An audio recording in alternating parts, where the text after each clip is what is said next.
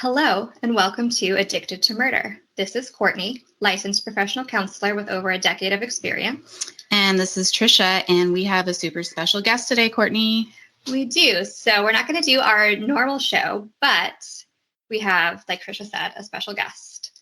She's a radio host, a TV personality, a litigator, and a trial lawyer who has just released a book entitled Killing Time with John Wayne Gacy, Defending America's Most Evil Serial Killer on Death Row.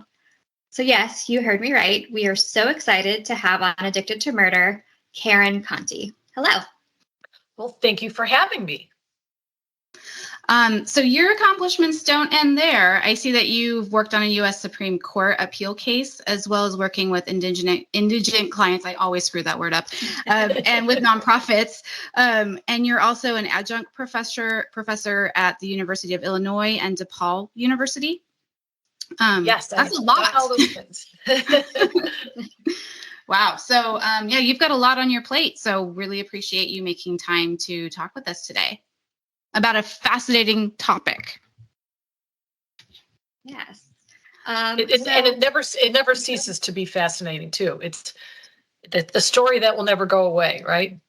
Yeah, I mean, for sure. I think you said in your book somewhere that you had talked to some classes and they hadn't heard of John Wayne Gacy, but that is not where we live. So no, we live very much in the serial killer world.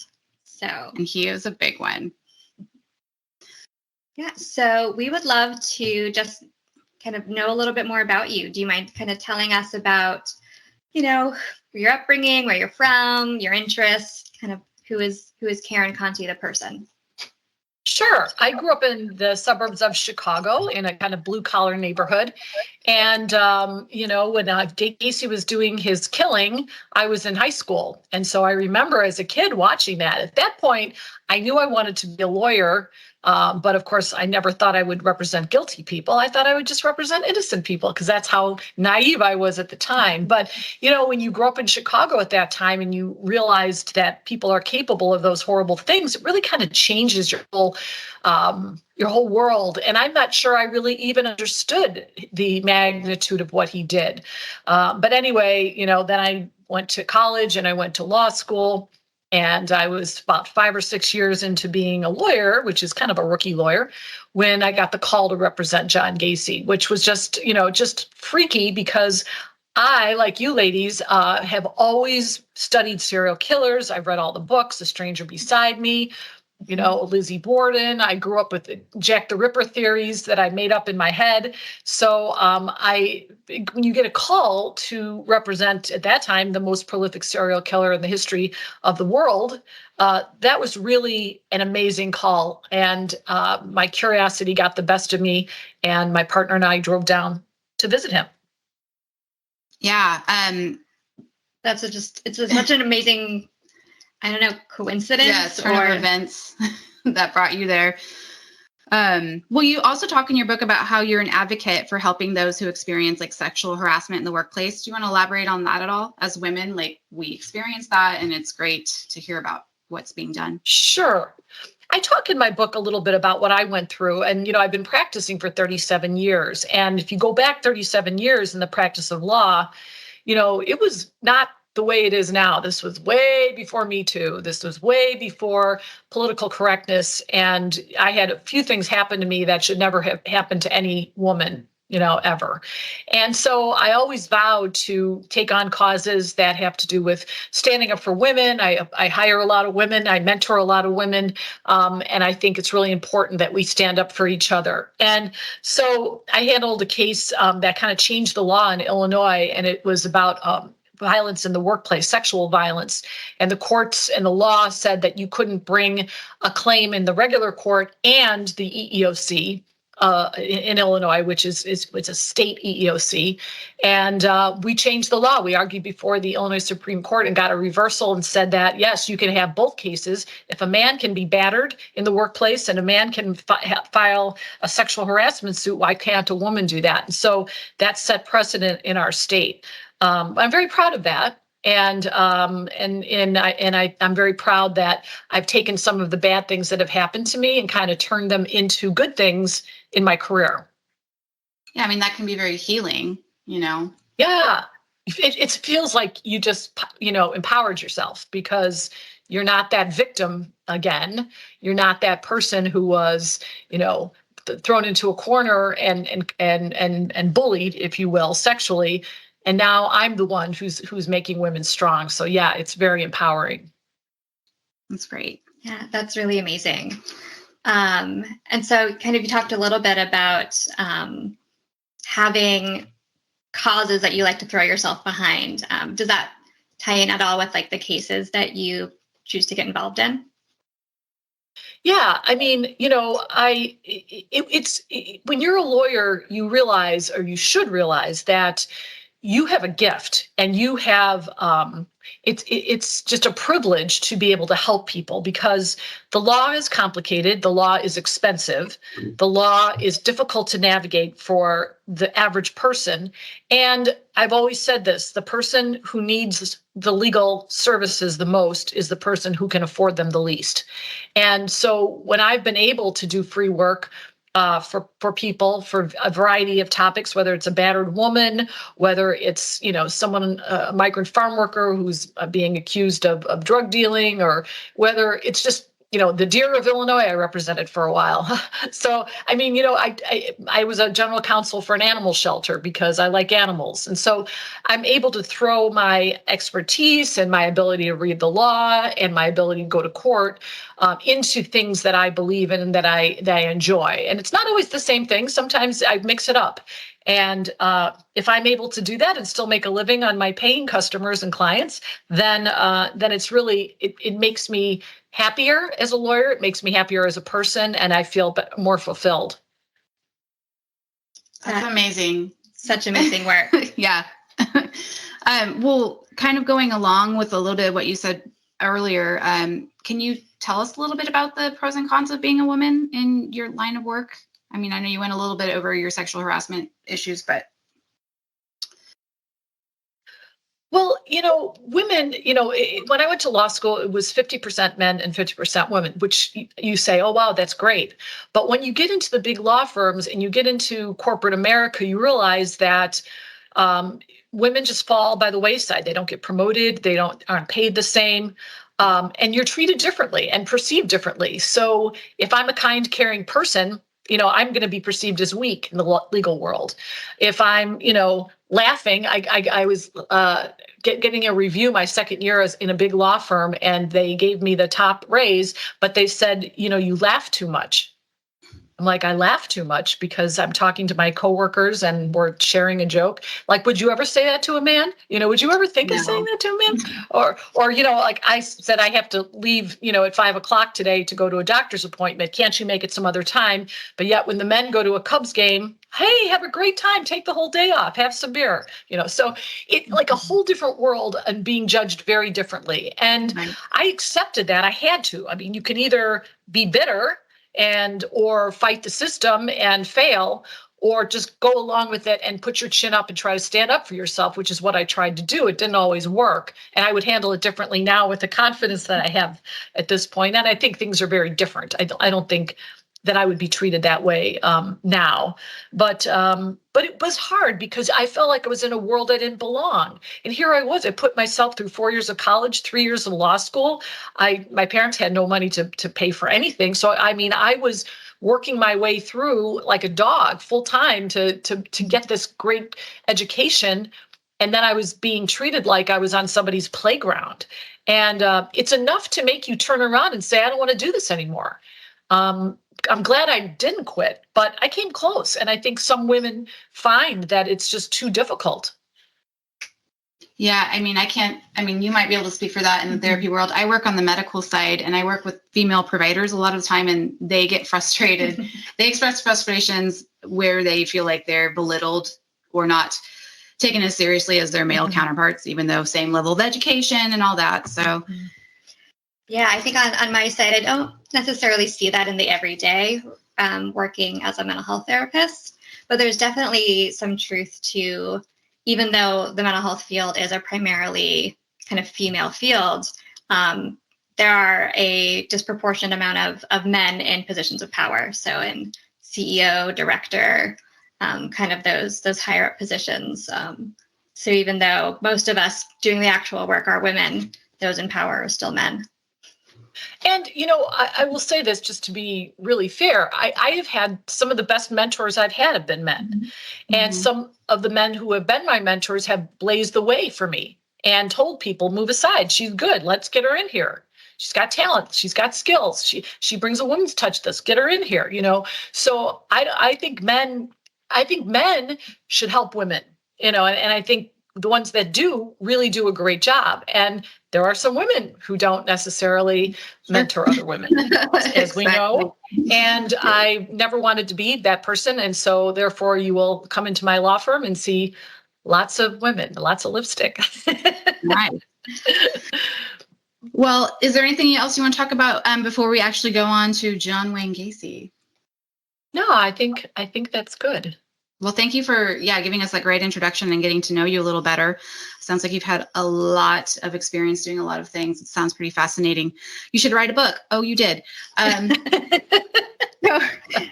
going on to John Wayne Gacy. In the book, you call him JW. Did you really call him JW, or was that more of a? Yeah. Okay. Yeah, I called him JW. A lot of people did. The guards called him that too. Oh, okay.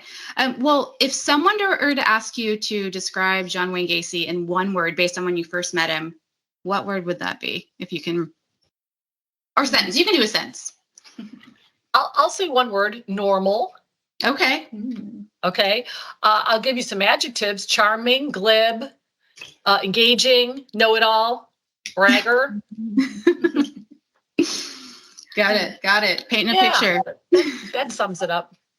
And again, like most antisocial personalities, they know how to imitate emotion, even if they don't really feel it. So Gacy was a master at being engaging with people and showing the appropriate emotions and saying the right things. Once in a while he'd miss and you'd see a glimpse of a person who didn't have a conscience. But for the most part, he was very socially appropriate. Right. Yeah. And I think a lot of people expect these serial killers to sort of be monsters. And while the things they do are monstrous, they're, like you said, they're just normal people. And, this is presenting as normal. Yeah. But this is kind of hard to say unless you're having a discussion, because some people say he's a monster. He's inhumane. What he did was inhumane. Yes, what he did was inhumane. But the rest of his life, other than him doing those horrible things, was very normal. I mean, he went to church, he had a successful business, he was married a couple of times, raised good kids, mowed the lawns for his neighbors, he volunteered, he was politically connected, he threw great parties where everyone attended, he was generous. I mean, I could name all of those things. And yet, at night, when he had a killing night, he would go out and do some of the most horrible things that are not even imaginable. So this was like such a compartmentalized person who could put all these good things into his day and then just do these horrible things at night. It's almost like you're dealing with two separate people. Mm-hmm. Absolutely.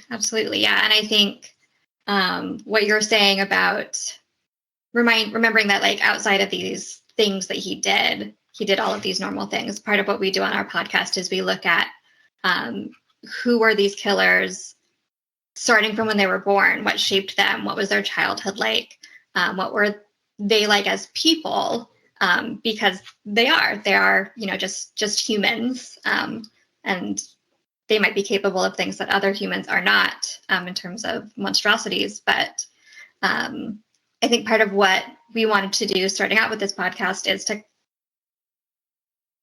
take some of that mystifying superpower fear out of these killers by reminding everyone that, like, once they were just like, they were also 5 years old and went to kindergarten and, did all those things too. Right. And I say this in my book. I mean, I don't think a child is born evil. I just don't think that. I refuse to believe that. Now, could there be something that would make that person more susceptible to bad influences that would turn him into what he became? Yes, maybe. But, I look at this picture and I talk about it in my book. There's this picture of Gacy and he's a little kid and his hair's all combed over. It looks like he's going to church. And you just I used to just stare at that on my desk and think, was he so far gone at that point that he couldn't have been saved, that he could have just lived a normal life? Like, at what point did whatever happened to him, and we can talk about some of the factors and some of the things that happened to him, that turned him into what he became, and there was a point of no return. Like, where was that? And could someone have recognized it ever in him? It's just a question that I have and will always have.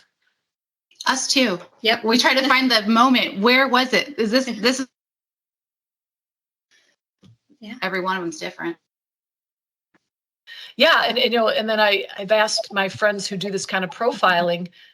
I'm sorry, you're freezing a little bit, but do you think in the future we'll ever be able to say, okay, that 10-year-old's heading for serial killer status, let's do something now? I mean, we see this with school shootings where you see these kids who start to have dark thoughts, and they like their guns, and they start making skulls on their school newspapers, and you sit there and you go, you can see some of this coming, but I wonder if we'll ever get to that point where we can actually nip it in the bud. Right. Well, as a therapist who works with children, not necessarily all children who kind of have this sort of behavior, but that is sort of my hope as well, is that like by catching everybody young, that hopefully we can prevent some of these, real tragedies from happening later. Absolutely. Absolutely. And because interestingly, as bizarre as they are, they're kind of bizarre in the same ways. Yes, they are. Like I was watching this Gilgo Beach murder suspect, and there's so many parallels with Gacy. It's almost eerie that he kind of had the same game plan that Gacy did. Absolutely. Yeah. Well, going back to Gacy, how was that first meeting? Well, it was surprising because I thought it was going to be behind a plexiglass window, like in the movies. Sure. And what I didn't realize is that the guards put you into this bullpen and they close the door and slam it. So you are in with all of the people on death row who are visiting their ministers, girlfriends, lawyers, and they're walking around, free range. And when you're a lawyer, kind of who the killers are on death row because you've read the newspaper and and I'm going, oh, there's the I-57 killer. He killed 3 people. There's a guy who eats body parts. Oh, that guy killed his whole family because they were getting on his case for playing his stereo too loud. So I'm going there looking around saying like the who's who of murderers are surrounding me. And what was interesting is that Gacy, I knew, was a very measured killer. He was a person who stalked his victims, and he had a certain type. I was not his type. I wasn't afraid of him. I had use for him. And as most sociopaths, he was going to use me as a pawn, and he was going to use me to his benefit because that's what he does. The other people were more psychotic people and, probably largely unmedicated. So those people frightened me, but Gacy didn't at all. Well, that was part of the next part of the question was the people around you, but you just kind of explained that pretty well. Yeah, I mean, and they were all types of people, One of them was, a guy who just had a horrible upbringing, just like the worst upbringing you could ever imagine. And he killed this older gentleman, and it was brutal. And he actually did bad things in prison. But then he found God, and he became the most rehabilitated prisoner in Illinois history. And he was released several years ago with no objection by the prosecution or the victims' families. And Wow. He now serves on a board, and he speaks to kids, and he's just a good guy. So while I don't think that Gacy could have rehabilitated himself, because I don't think he would have ever stopped killing, and he needed to be in prison. I did see some people who actually were released from death row. Wow. Yeah, I didn't know that could happen. So, I mean, besides like a governor or something commuting the sentences. Yeah. Yeah. Well, and we also have actual innocence going on a lot in Illinois. We had 12 men released from death row after Gacy was executed. One by one, actual innocence, it wasn't a technicality. Someone else did the crime and they walked off And at the same time, 12 were executed. And that's what led to the abolition of the death penalty in Illinois, because the conservative Republican governor, who was always in favor of the death penalty, said, I'm not doing this anymore. We're getting it wrong. And I have a lot of respect for him for standing up, because it was a very unpopular thing to do. Yeah. Right. Yeah. And so in your book, you talk about how you started initially representing John Wayne Gacy for his civil suit. But then along the way, you kind of pushed both your legal partner and husband at the time, right, and his legal team that was handling his death row appeals to be involved in that because you were very outspoken against the death penalty. Could you share some more thoughts about that?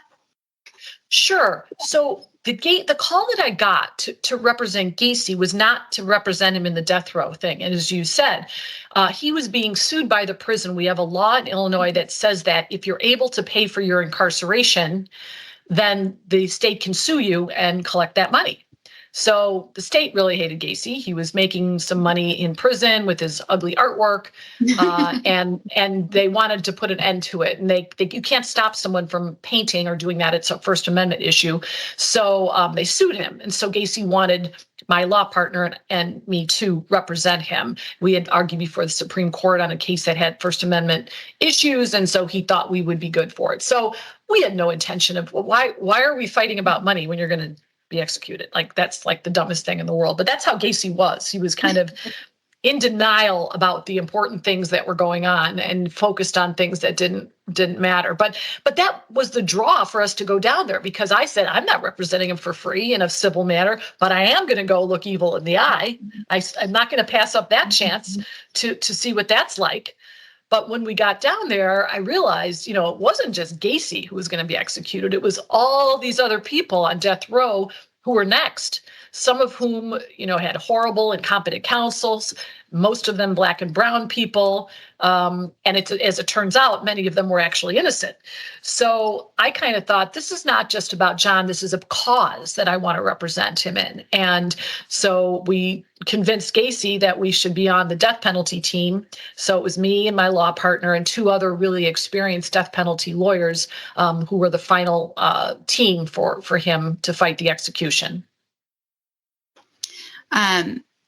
And also in your book, you bring up an interesting point when describing the lethal injection process, because it's like a medical, because that was the type, or that's how they executed in Illinois, correct, was by lethal injection.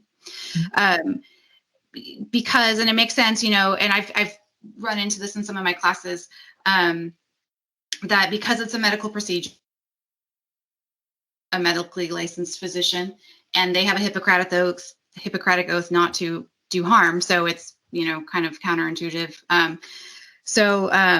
But anyways, I thought that was an interesting point and how to get around that. And, Yeah, we brought him a petition on that, and we asked the judge to halt it, because you can't have a medical procedure as serious as executing someone without a doctor there. As you said, doctors can't be there, so therefore we can't have an execution. Well, that sounds like a really good academic argument, but no judge was going to say, oh, that's a good one, because it was Gacy. You know what I mean? It had to been some, female on death row or some pathetic, actually innocent, perhaps, a person. No judge was going to listen to our arguments, even though, they might have had a little bit of merit. It was a hard case to argue because of who he was and what he did. Yeah, it was worth a try. I mean, it makes sense to me. And same. Well, and then wasn't there kind of a botch in his execution too? Like, we predicted it. We actually had a doctor from Northwestern Hospital who said this is going to be botched because the lines clog. You have people who aren't medical experts giving people injections, and these are guards. These are people who don't know anything about how to insert an IV, and they predicted that it was going to clog and it was going to suffocate him to death, and it did. It took, I think, over 30 minutes to kill him. And again, a lot of people say I don't care, but we're going to execute people. That's not the way to do it. You don't torture someone to death. It's just not the right thing that a civilized society should do. But nobody seemed to care a whole lot. Sure. Yeah. Well, I'm on your side on that one. But also, it sounds like at first John Wayne was pretty resistant to your offer to be part of his death row team. I wonder, you mentioned obviously seeing his sort of antisocial personality side, but there's also that like narcissistic side to him. Did you find a way to maybe like appeal to that side of him in order to get him to agree to let you work on that case? Yeah, he was also very oppositional. Less so with me, I think, because I was a female. I was his only female lawyer in all 14 years he was on death row, and he treated me a little bit differently. But like I could, appeal to that narcissistic side where I would kind of try to make him feel like he came up with the idea, or he was the one who was in charge. Like, I mean, if you think this is going to work, John, I mean, you're the guy. I mean, you're the one who's in charge of this team. So, it's interesting. I could kind of play back to him. I mean, he was a manipulator, but I was onto his manipulation, so I could kind of manipulate him back, which was kind of an interesting mind game that went on with us. But yeah, why would he resist? Free law firm to represent him? Like, what are you fighting about? Like, how silly is that? But that was Gacy. That was just him being oppositional, and he knows better, and what have you. But we worked it out. Well, you describe in your book that he has an angry side, and you saw that like the second time you went to meet him in prison. Were you scared when that happened? No, I actually wasn't, because I almost think that, and in my book, if you read it, which I hope you will, he lashed out and he threw something. Okay, I'll just leave it at that. And it wasn't at me, it was at my partner. And I think it was him posturing to be angry and him posturing to be in charge. I think Gacy was a very measured person, and I think that was to just show that he was in charge and that he was dominating and that he had some power and control, because control was a big issue with him. I think his entire life as a kid was about lacking control, his father, abusing him and beating him and not having that control. And then when he committed the crimes, he was exercising the ultimate control over these victims. So I think that was a posture, and I knew that he wasn't going to hurt us because he needed us, and he needed us to do what we were doing. So it was immature and it was upsetting to see that, but I knew that it was his chess move, I guess. That makes sense.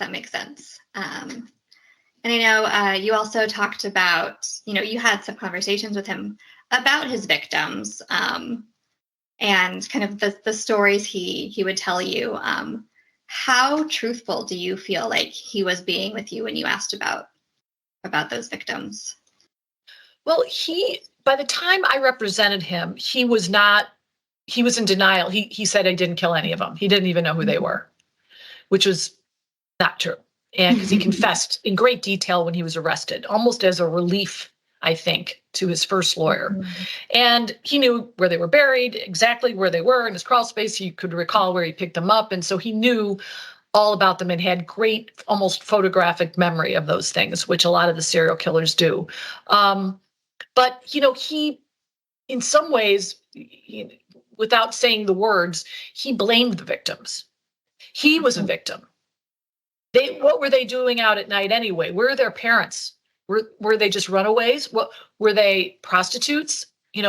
These kids shouldn't have been out anyway. Like, oh, so you just happened to kill people who were these terrible kids, and you're the victim. I mean, that's the way he thought. And when you saw that little door open and he was telling you those things, that's when you got the chills, because he was so good at dehumanizing those victims. I talk in my book, I don't know if we're going to get to it, the body book. I don't know if we're going to get to it, but he had this book that he was holding. You want to talk about the body book? Talk about the body book. Okay.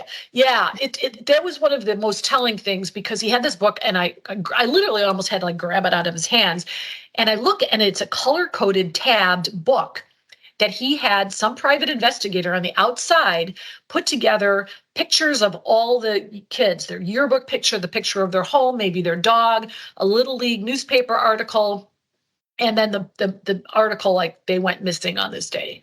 And I said, what is this? body book? He goes, well, I had put it together because I was trying to figure out how these kids got into my crawl space. And maybe if I could figure out who they were, I could figure out who really did these crimes. I'm going, oh, no, this is your souvenir, John. This is your souvenir. It's obviously something that he was using to hold.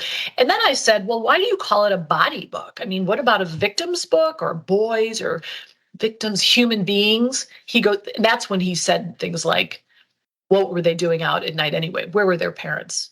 Like, really? So yeah, and that's what those people do. Human beings cannot do the acts that Gacy did. That those inhumane acts, they go against anyone's grain except for a John Wayne Gacy. Right. Mm-hmm. Absolutely. Well, you did say that you were his only female lawyer in the 14 years or however long it was. So you probably had a different experience than the male lawyers. And also he called you dollface. Did that bother you? Did you like it? Like, was it a term of endearment? I thought it was kind of funny. It was kind of like old school, like I got John Wayne Gacy calling me dollface. I felt like I was in a 1930s movie. No, it didn't bother me. You know what? I'm really not offended by, those kinds of endearments. I mean, I even get today, some of the older judges still call me dear or honey or something. It doesn't bother me. In fact, that means they probably like me, so that's okay. Yeah, it's other words that I don't like, but no, that didn't bother me. That didn't bother me at all. And he's from a different generation.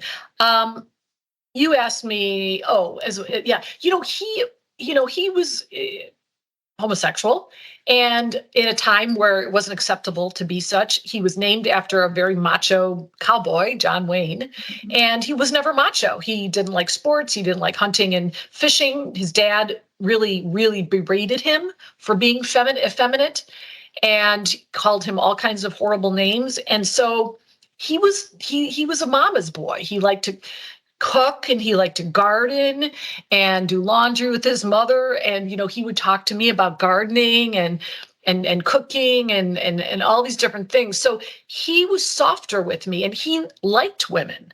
That was kind of surprising to me because he would butt up against the men in his life. But with me, and I knew he had a really good relationship with his sister, who I became friends with, and he was so nice to her and always was nice to her and generous and kind and loving. And, so I think I was treated very differently by Gacy than the men. Interesting. Yeah. And you also, I think, talk about being treated a little bit differently even by the media and by the public. I know, representing this hated serial killer and being sort of the voice of the team. A lot of the time, I know you mentioned in your book that you went through some pretty scary situations because of that.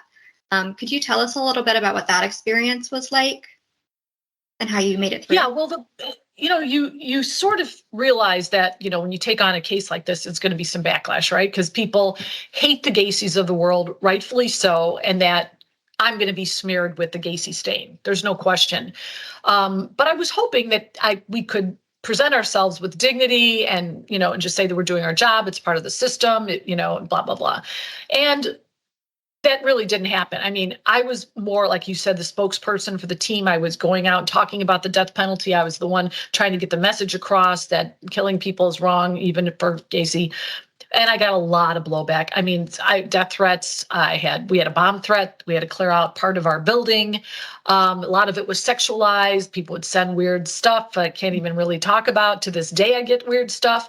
And, and you ladies, being in the profession, I talked to some psychologists, like, what is going on here? Why am I being targeted?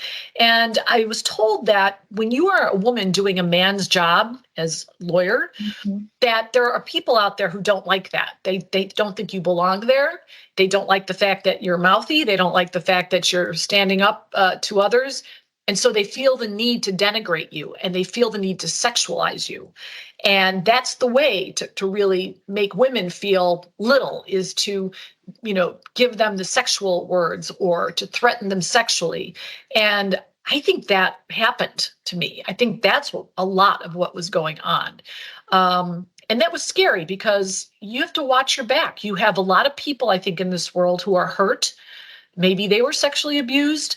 And when this Gacy story comes and rears its head, which it did for years, every time there was an appeal, I think that brings out the hurt in people.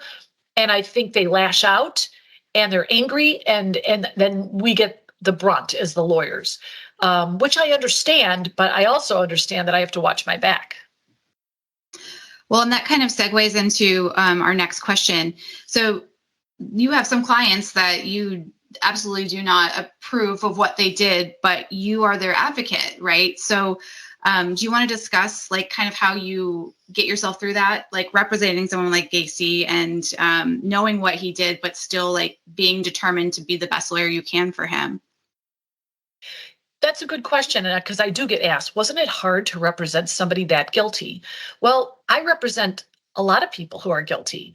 I represent people who are really bad. I represent people who beat their wives. I represent people who steal money from their little league, kids' little league. I represented companies that manufactured asbestos. I don't approve of those things. And I still have to face every client and every case to look at the facts that are there and get the best outcome possible. If that's life in prison, if that's paying $10 million, whatever it is, I have to advocate for my client within the boundaries of the law. I'm obligated to do that. It's not optional at all. So I don't just pick clients who are innocent or sort of guilty. I represent everybody. And, I guess I look at myself as I don't do the justice. Like, I'm not responsible for the right outcome.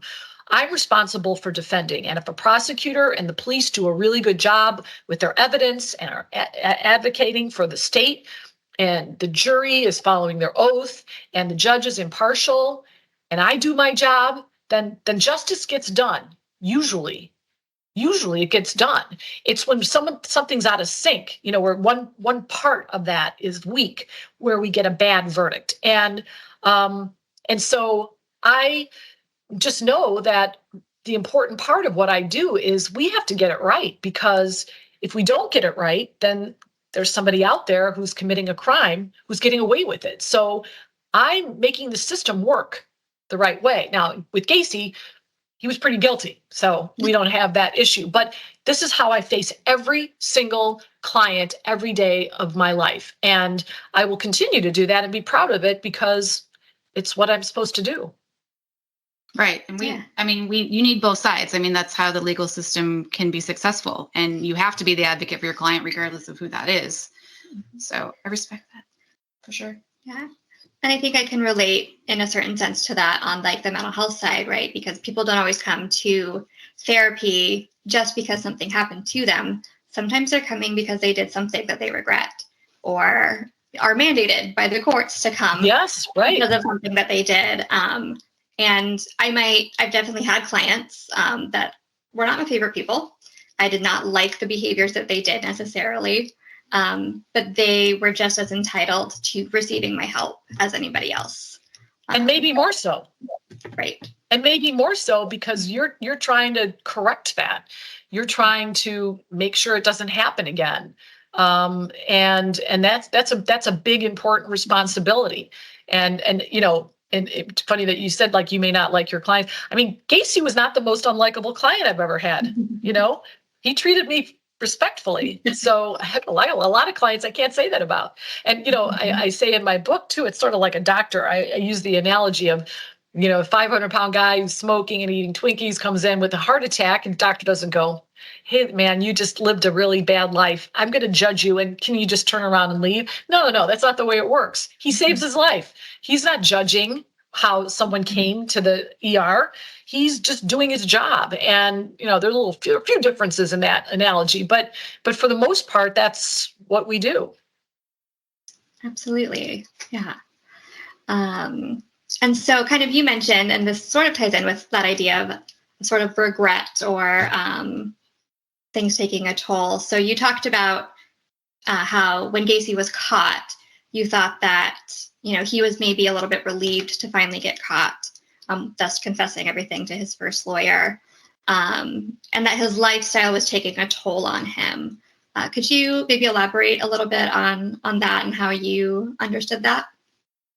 Yeah, and here's how I came to this realization. I was talking to Gacy one day, and I was joking with him about him coming to a party that I was planning, and I'm like, the idea of you being alive, out of jail, and invited, and we were laughing about it. And he said, I never want to get out of prison. I said, you don't mean that.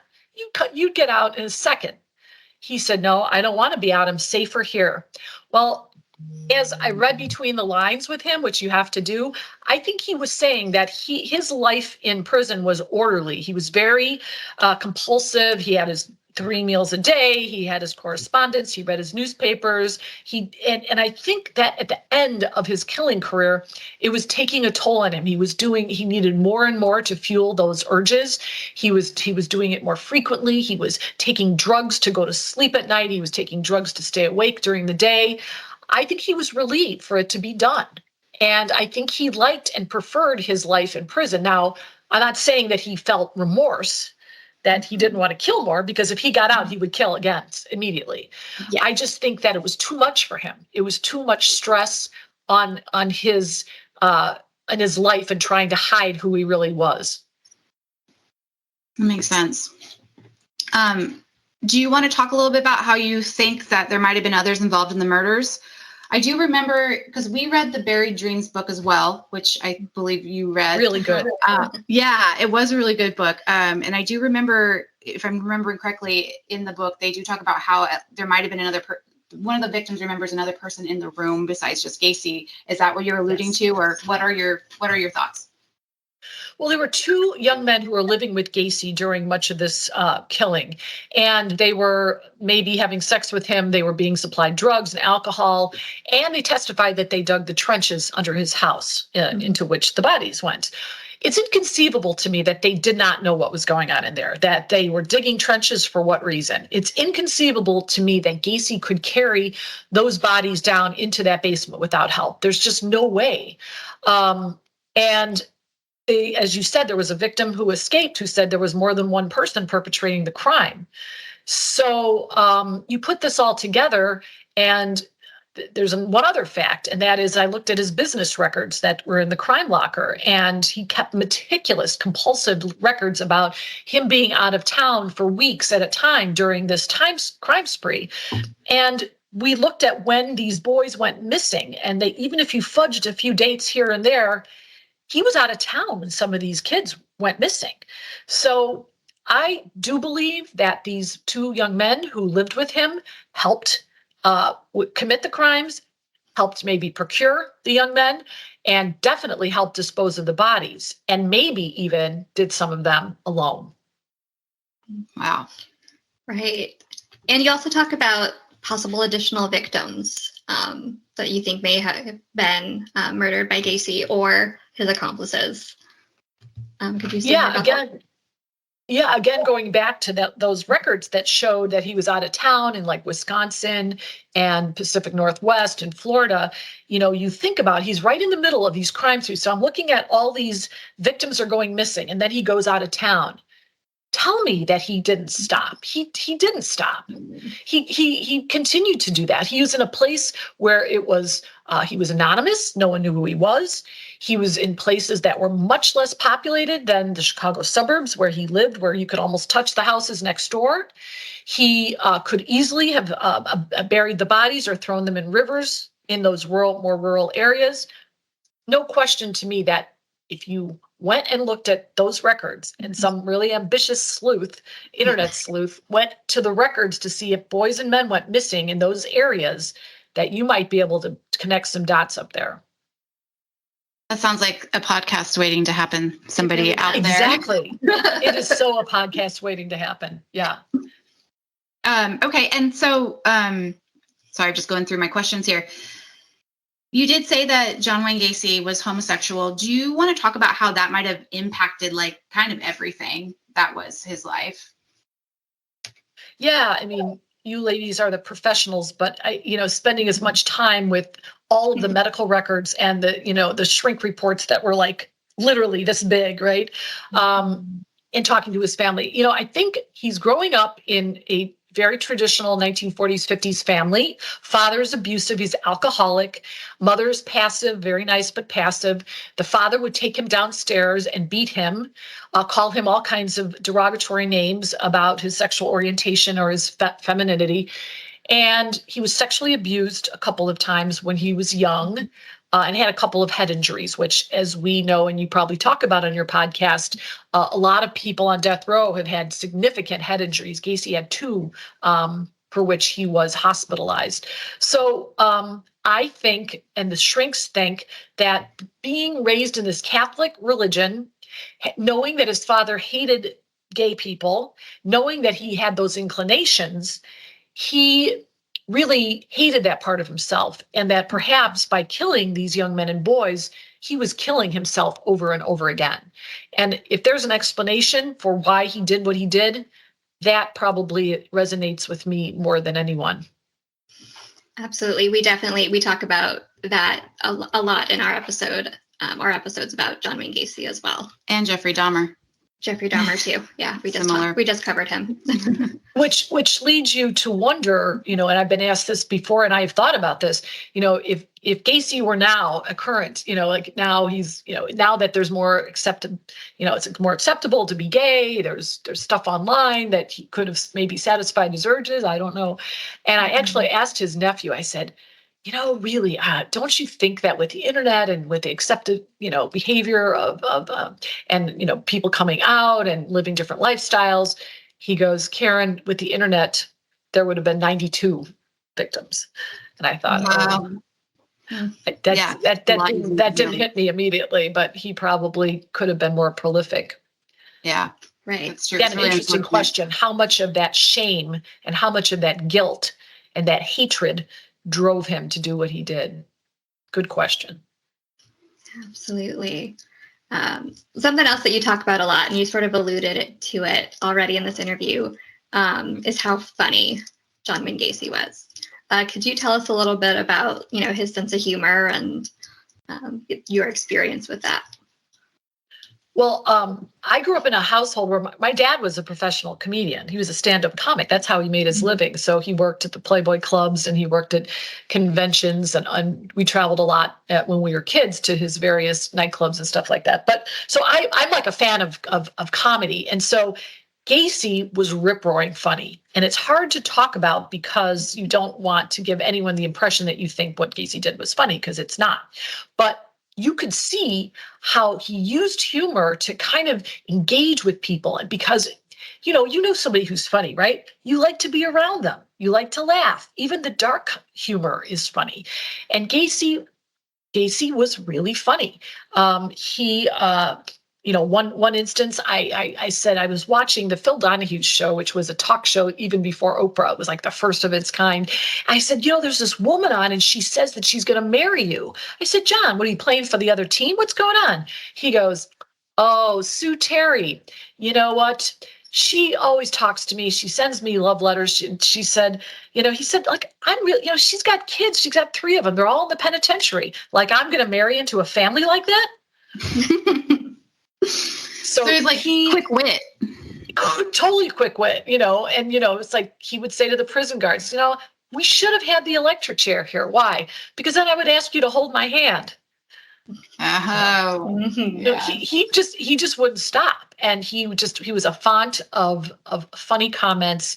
But I do think he used that to kind of charm people, if you will. Sure. Kind of coming to the end of your time with John Wayne Gacy, do you kind of want to talk about the last time you saw him and how that goodbye went? Yeah, I'm going to leave some of the details for my readers. Yes, of course. Of course. But, it was really much more difficult than I thought it would be. When you deal with someone who's antisocial, it's kind of a shell of a person. So it's not like you can form this really strong bond with them because you're kind of dealing with a shallow person, if that's the right word. But I was standing there and he's getting, has a last meal there, and with a lot of lawyers were there, and in come like his neighbors, his family members who I didn't know, and people who were friends with him when he was outside.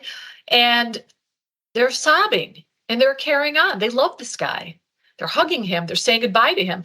I mean, that shocked me that he had such a group of people who unconditionally loved him, regardless of what they knew he did.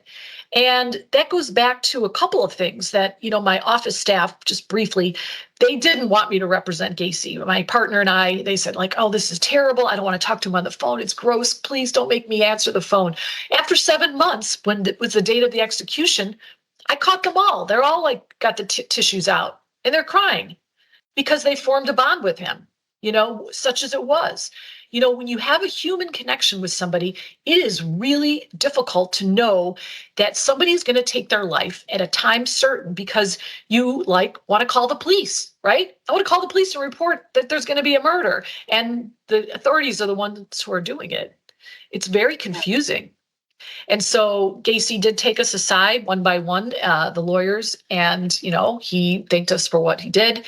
He had some funny words. He told me my career was going to soar after he was executed. And, we still had a few jokes to share at the end. I was the one who had to give him the bad news that the U.S. Supreme Court had rejected his last appeal. And it choked me up.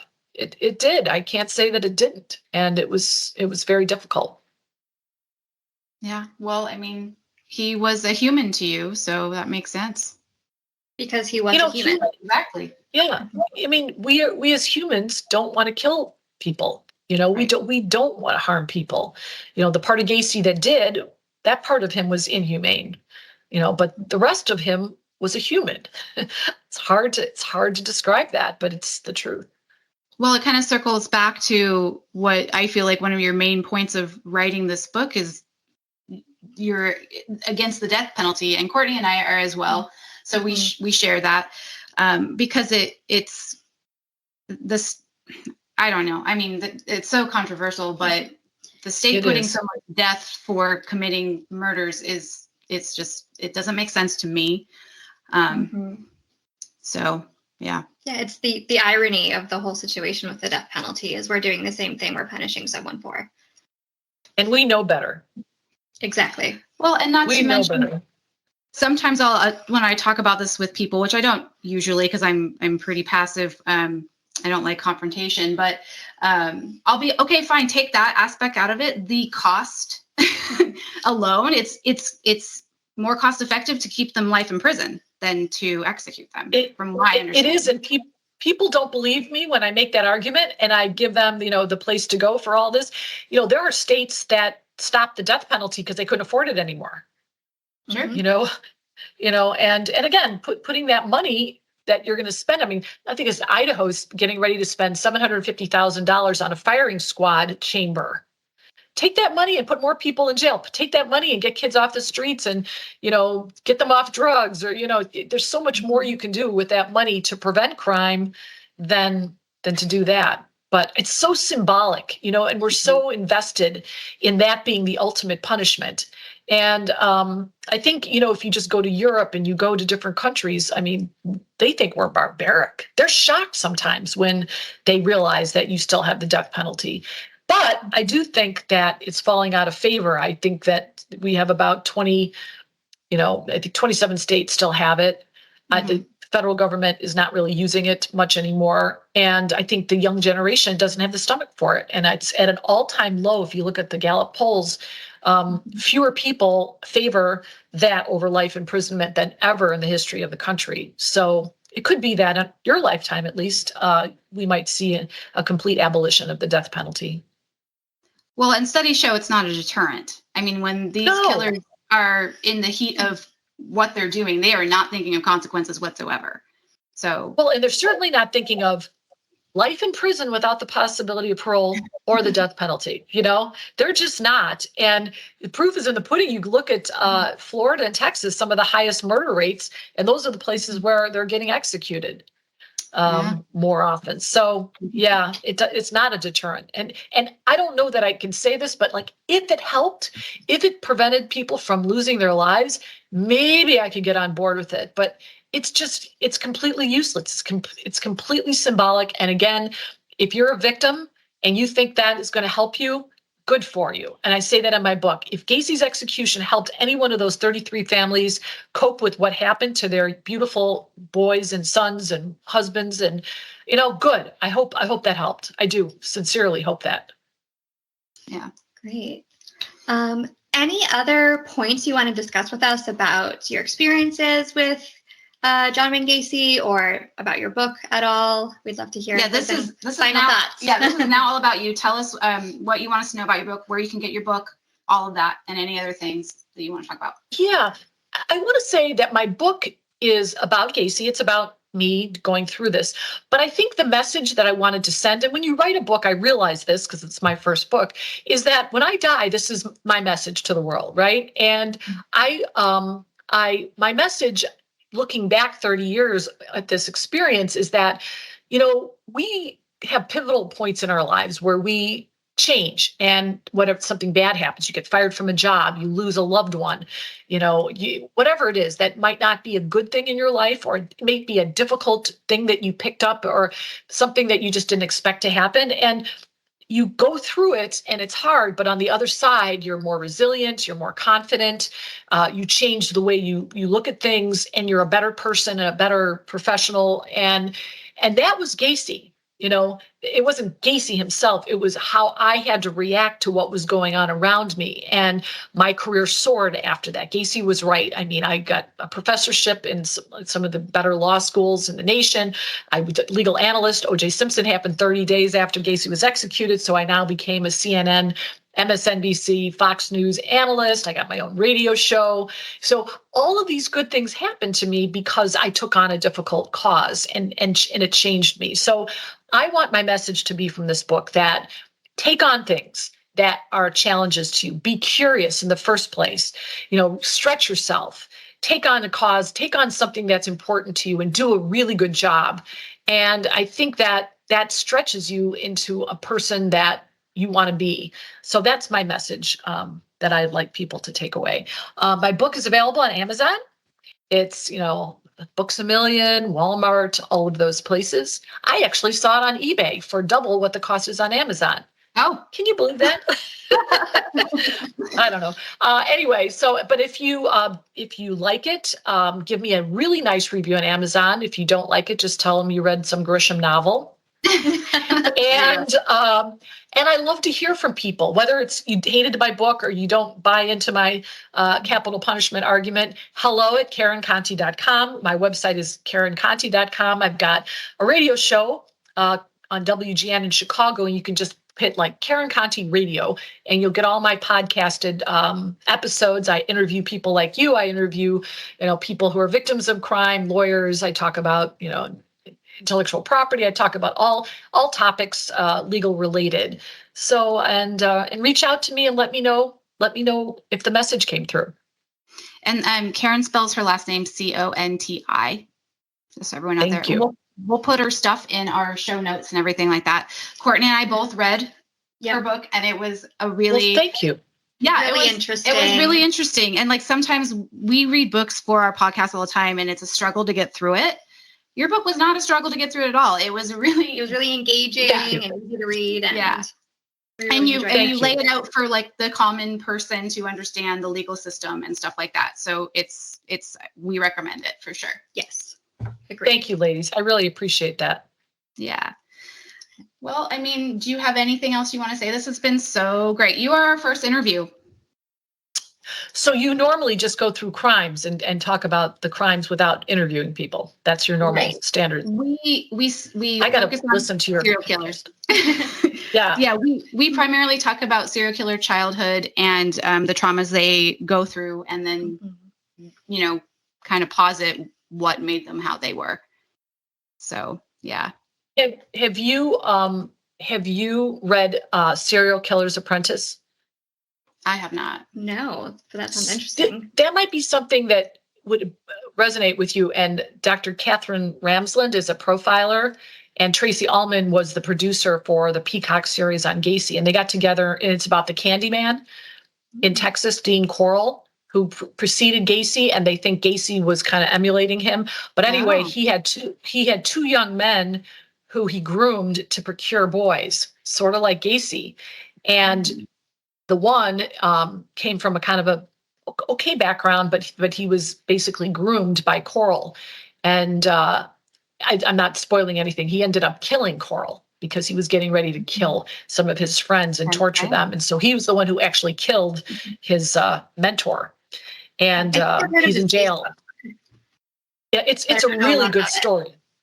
Yeah. Okay. You guys would like it because it has a lot of psychology in it, not just with Coral, but with this kid who was complicit in these crimes, but could have otherwise lived a normal life had he not been, brainwashed, really, in my view. But sounds great. Yeah, definitely add it to my reading. Yeah. Yeah. Okay. So, well, we have one last question. Oh, that's right. You. We do have one last question because this is how we kind of came to our podcast name. Karen, as the only person in this interview that knew John Wayne Gacy, do you think he was addicted to murder? Yes, I think he was addicted to murder. I think the more he did it, the more he wanted to do it. And he had to up the ante at every step of the way. And I think had he not been caught, he would have continued to do it until he was. Well, that's a great answer. And I think it sounds pretty much right on. Right. Yeah. So thank you so much. I'm going to stop recording now. Okay. We're still here. Okay.